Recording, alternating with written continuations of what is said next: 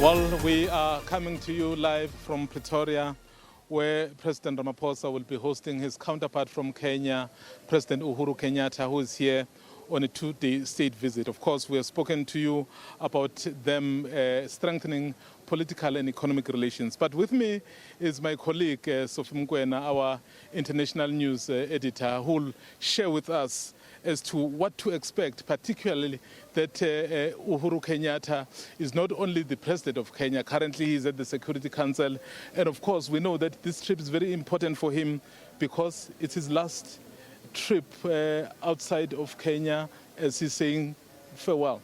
Yes, indeed, Mzwai. You know that President Uhuru Kenyatta is not a stranger to South Africa. You'd recall that it was in January 2018 when he attended the ANC January 8 event in East London. And you know that at that time, President Ramaphosa had been elected as the ANC president, and therefore he received President Uhuru Kenyatta in his capacity as the president of the ANC. At that time, Uhuru Kenyatta coming here based on the relations that the ANC has with a country like Kenya. And therefore, now today it's all about government, but we also know that they've met on several occasions in different international conferences. And now recently, you know that at the AU summit, even though it was virtual, they did engage. And you are correct, President Kenyatta at Kenya as a country is currently the member of the Security Council of the United Nations on the rotational basis, but also he's the chair of the East Africa region. He's also a leading member of the IGAD. IGAD, you know, it includes Sudan and Ethiopia, those countries that are experiencing instability, and he has been handling those issues in those regions. I mean, we see here that I think part of his visit is actually to, I think, learn. We know that he's going to go to Gqeberha to learn how, for example, the vaccination process can be speeded up. And of course, the issue of schooling, when you look at how South Africa does certain things. So how much do you think this will benefit Kenya, given that he is less than a year in office? We know that Kenya is the powerhouse in East Africa in terms of economic development. And you know that currently there are countries on the continent that are trying to ensure that they have capacity and capabilities to manufacture vaccines. And him going to Gqeberha, it's a clear indication that Kenya wants to take a leap in terms of ensuring that they are able to manufacture vaccines. And a better place, of course, will be a plant in Gqeberha where you have a plant where they are manufacturing vaccines for Johnson & Johnson. On education, of course, we know that we are members of the Commonwealth, and our education system, much as it's not the same, but there are issues, or there can be exchange programs, particularly on higher education. There are so many students who are from Kenya in South Africa who are studying in different institutions. I think, Ms. Mkwena, one of the things really that we know between South Africa and Kenya is that as much as they are very friendly nations, there is an issue, particularly on the side of Kenya, when they come here, the issue of immigration.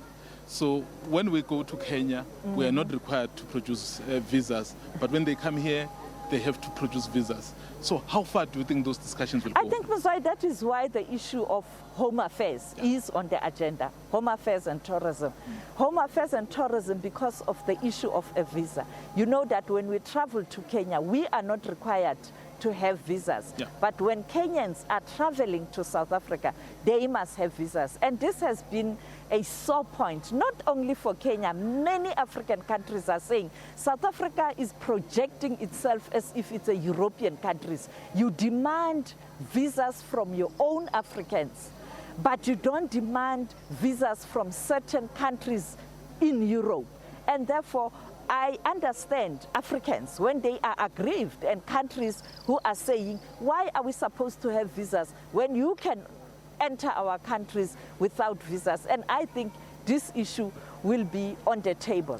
But how much is a problem that as much as at some point we have established this more diplomatic relations, but you and I know very well, and sometimes we talk about this, Kenya did not proactively support the liberation struggle before 1994.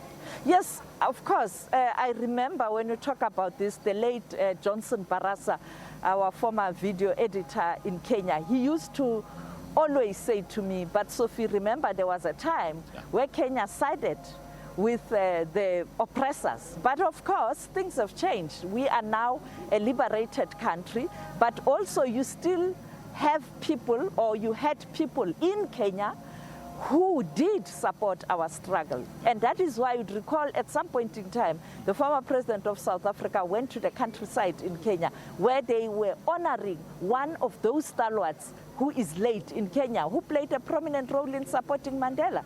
But yeah, I mean, this is a different scenario now. We are one continent, we are part of the AU, and therefore it is important to strengthen the relations, and particularly on issues of security. You know this problem of the insurgents. Yeah. I was speaking to the Minister of Defense just now, saying that it will be critical for leaders in the Sahel region, in East Africa, and in the Southern Africa to work together, because we now have the problem of insurgents. We're just about to conclude. The issue very quickly, Sophie, is he leaving Kenya in a better place? Well, it depends who you speak to.